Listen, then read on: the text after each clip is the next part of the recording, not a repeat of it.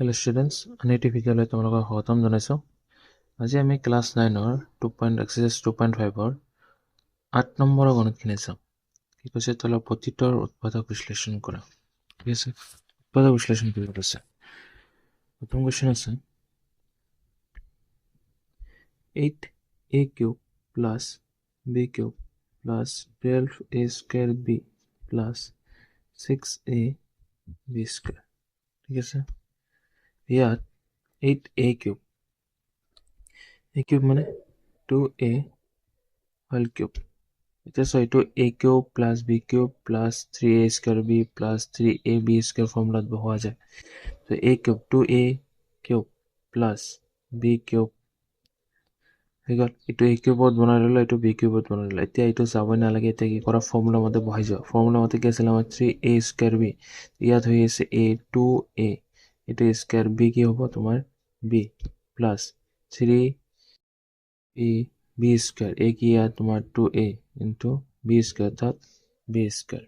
okay, just so to a cube plus b cube 3a square b plus 3a b square। তো এটা মতে আমি কি লিখিব পাৰো a plus b whole cube। আই গল। তো উৎপাদক বিশ্লেষণ মানে তিনিবাৰ লিখি দিলে হৈ গল।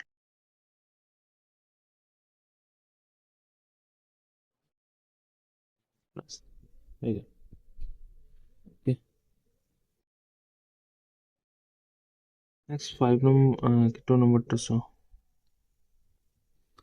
8a cube minus b cube minus 12a square b plus 6a b square।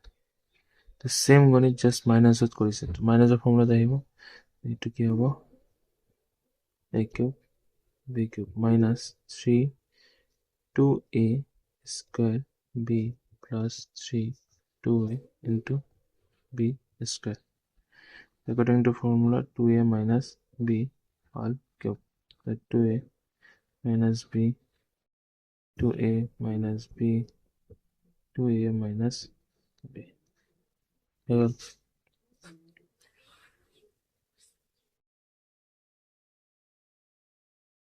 next 5 number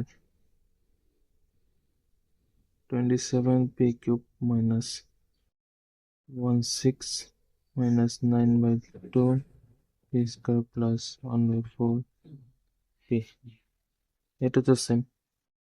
27 মানে লেখা যায় 3p whole cube minus 216 মানে কার কিউব 216 মানে হব এক minute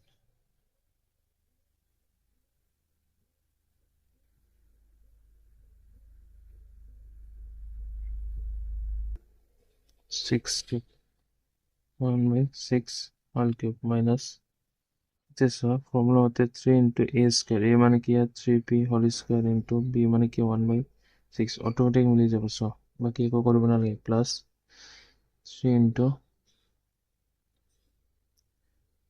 a b square, that means 1 by 6 whole square।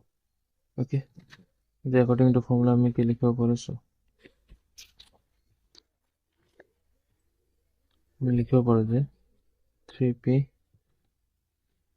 minus 1 by 6 whole cube।